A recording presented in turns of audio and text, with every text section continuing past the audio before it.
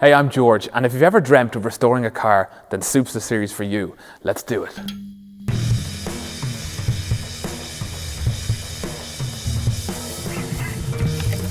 This is my Range Rover. I've wasted 5 years waiting for the perfect time to start a restoration.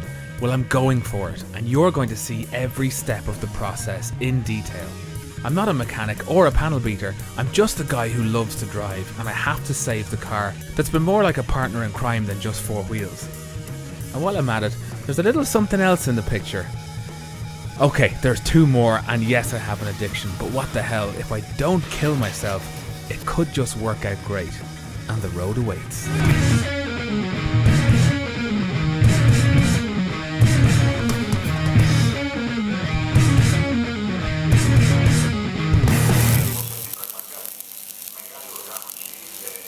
So I have a stable of cars. I've either driven them all into the ground or they needed restoration in the beginning, and I never started that restoration because I was always too worried about no money, no tools, no space, no time, and I was completely wrong. What I've realized is if I was just tapping away an hour a week, 2 hours a week, whatever it is, I would have at least one of those cars driving now and getting the pleasure from it.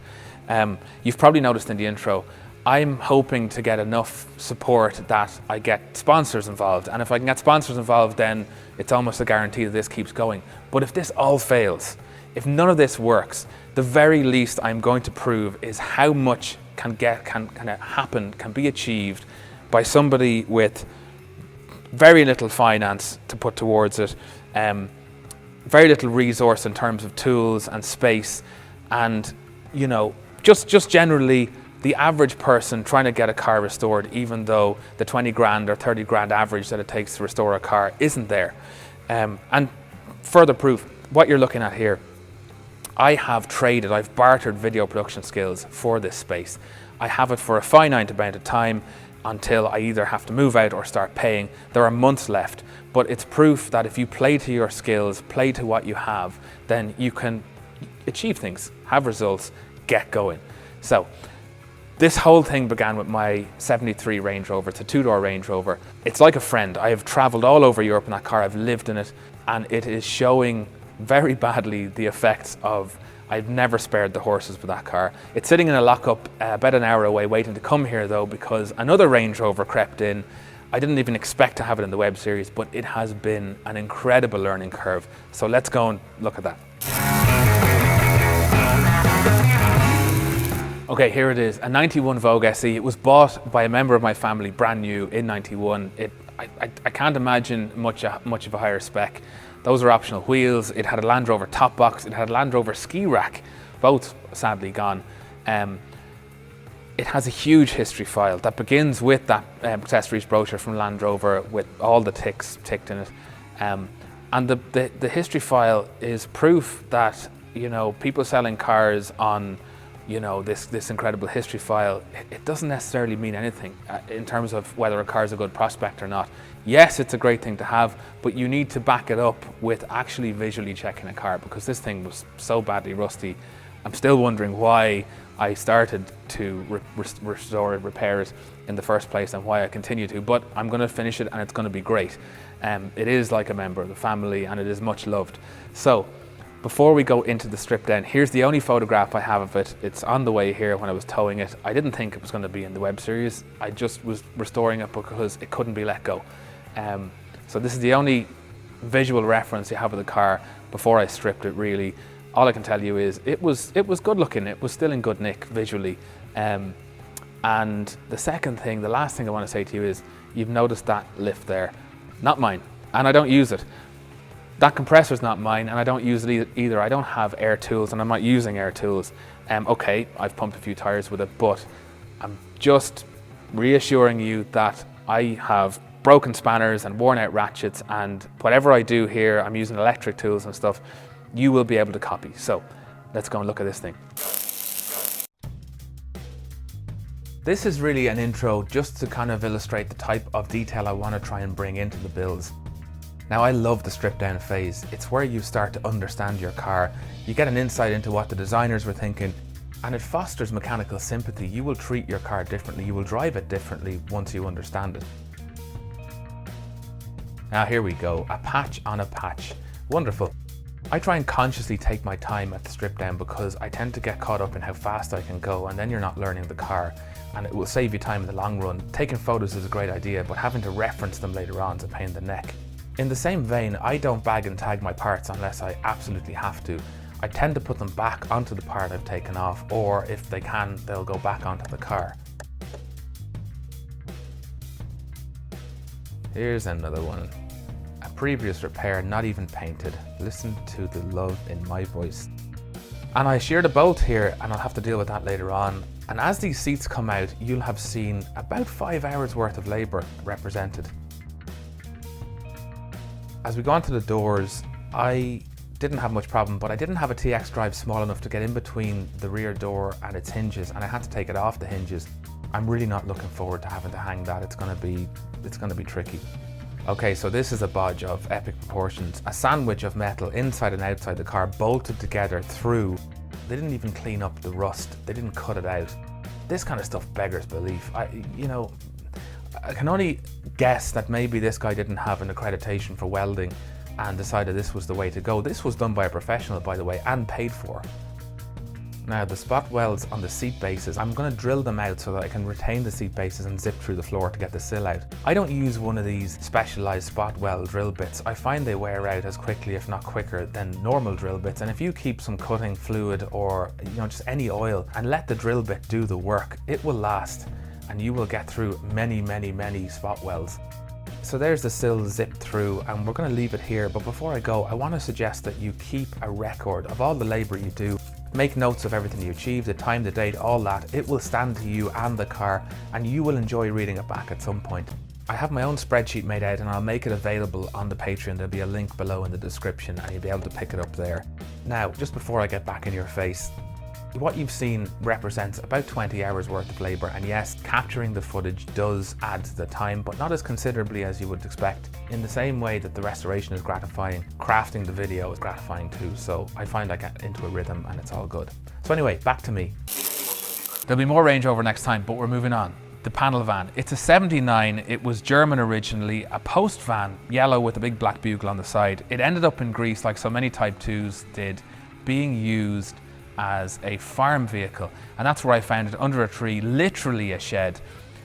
Cleared it out and it ran, and I drove it home, and then I did a stupid thing. I left it on common ground and it was used as target practice, so it's in even worse condition than when I got it first.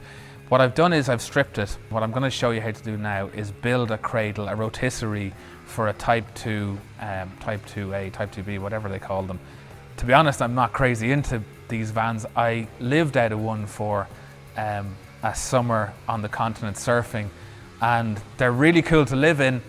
They're not so cool to drive. It's a lovely driving position, but long distance, 50 kilometers an hour, no thanks. Here's how to build a rotisserie for a really cool Volkswagen van. Okay, I messed up. I shot that link and then came home and realized that I have left the measurements for the cradle in Greece. So I can't show you the cradle just now, but what I am going to do is introduce you to Manolis. Okay, this is Manolis. He's going to help me to drill the plates for the bus rotisserie. Hello, Manolis. Hello, Manolis. Now, Manolis is a steel fabricator in a town about 15 minutes from where I have the bus. And he lent me an arc welder, a little arc welder, so I could tack up the cradle, which I'd measured and cut. And I brought it back to him to weld. While I was in his shop, I noticed a beautiful old cut-off saw in the back, under a huge layer of dust, visibly disused and very old. Turns out it's probably from the 50s. It's an old Pedrozzoli, super brown. We got chatting about it, so here's what he said. So he says that it was in the shop when he started working there in 1968, and he was walking to work from another village close by, I'd say about 5 or 6 kilometers, called Korakovuni, which is Crow Mountain, really cool name. And it hasn't worked in about 7 years. There's a pump for the cooling fluid that has broken, which I think is a common thing on this saw, and he reckons it's not available. I did a bit of digging, a bit of scratching, and there's a Fiat pump. It may even have been a Fiat pump in the first place, but there's a Fiat pump that fits so there might be a chance I can get my hands on it. He told me I could have this machine, and I joked that it would be the first job the van did coming to collect it. But now I'm thinking I'll try and track down this pump and see if we can't get it running in his shop. Maybe he'd be into that. Anyway, we had a chat about some other stuff, and I asked him what would happen when he closed down. I love working with these guys because I think these guys really, they replace blacksmiths, and they're going to die out just the same, more or less. They always have interesting stuff in the shops. They're always very hands-on and practical about stuff and not worried about your bloody health and safety. So I asked him what would happen when he finished, and he said, well, his son's not interested, and the youth in general aren't interested. All they are interested in these days are coffee shops. Those fucking hipsters. So anyway, it's time to go and look at the Lotus. We will revisit the whole cradle idea as soon as I possibly can.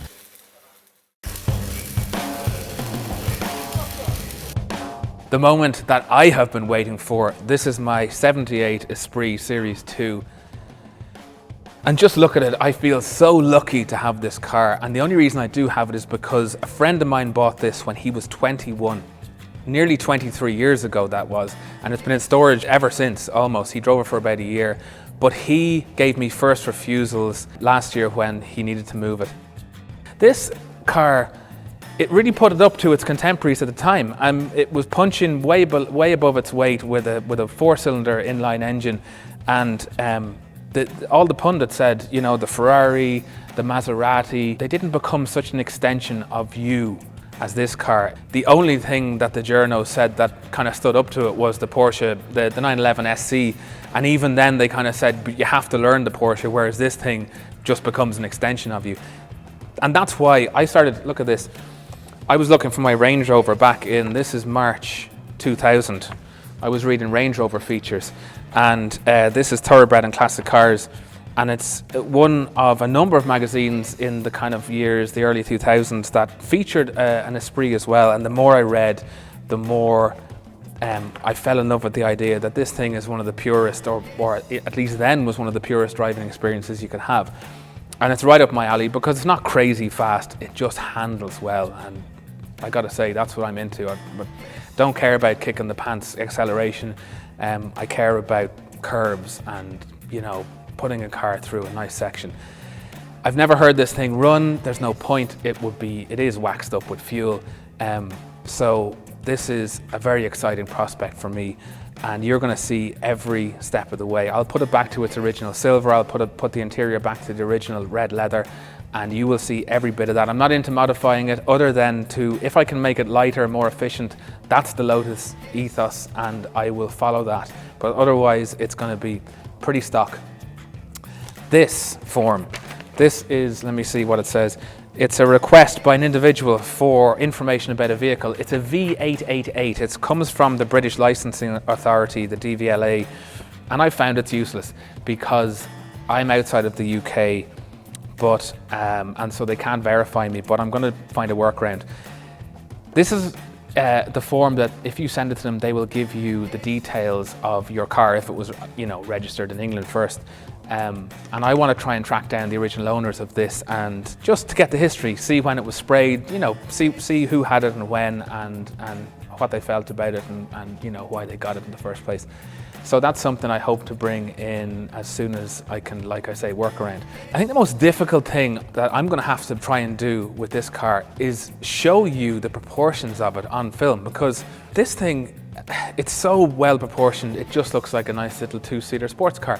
This is wider than the Range Rover, and I'm not talking about millimeters. This is at least 3 inches wider than the Range Rover, and it doesn't look it, does it? In the meantime, I really hope you like this. Like it, subscribe to it, and share it. And if you're a supplier, yeah, by all means, get in contact. I would love to talk to you. And while you're waiting for me to come back, I'm not going to strip this, as you might have gathered, not this time. It's been here about a year waiting for all this to happen, so it can wait another week or two. I won't lie, I'm a little bit nervous about doing it, but there's nothing crazy technical in there. It's just going to require some finesse. While you're waiting for me, pick up something, start working on your car, get it going. We will do this together, and it's going to be worth it. So until next time, good luck.